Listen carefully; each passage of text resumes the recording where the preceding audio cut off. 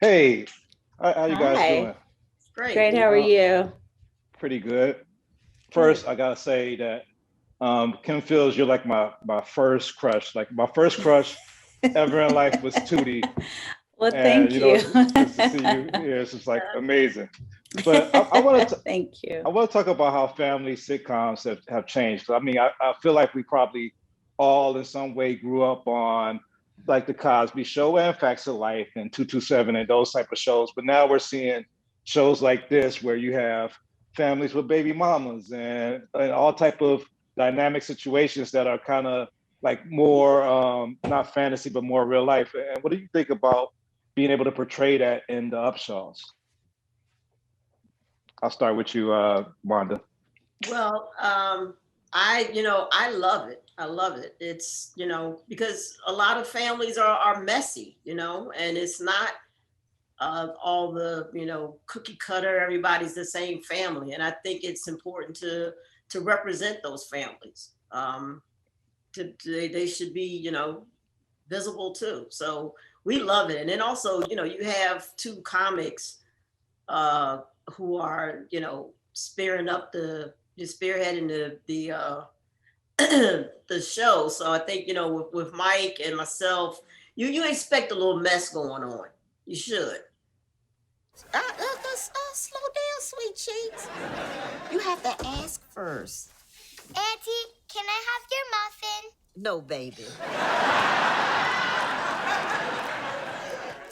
Auntie has a very important doctor's appointment this morning, and she needs her strength. I got to get my disability recertified.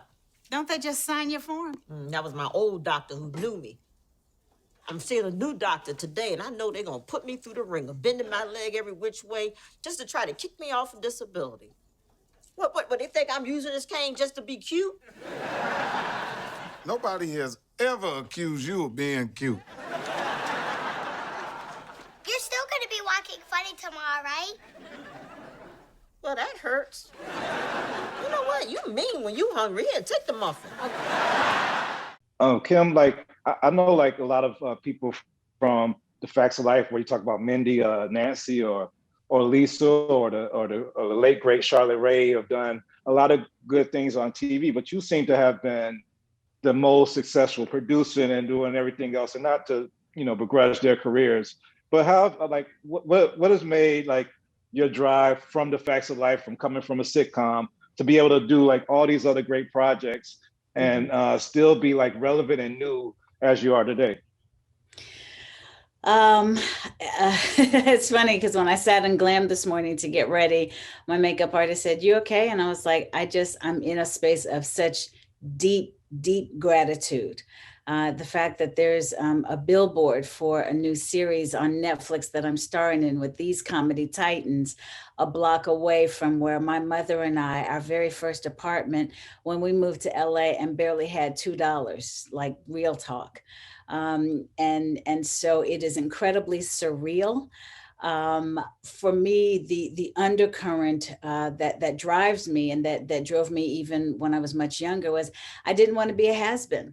I did not want to be a statistic. I did not want any of the negative energy that's very real, in terms of being a child actor, and growing up in this industry.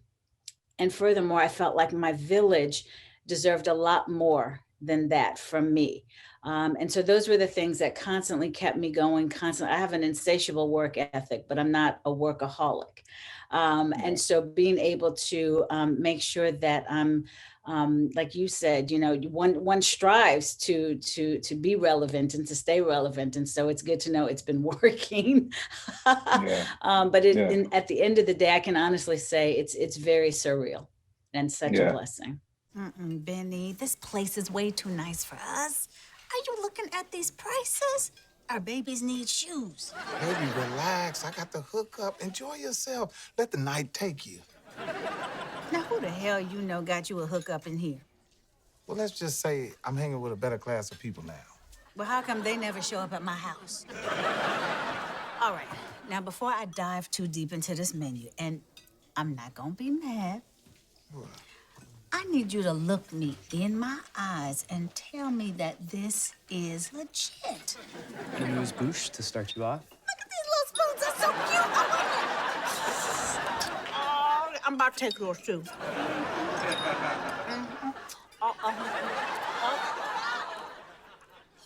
was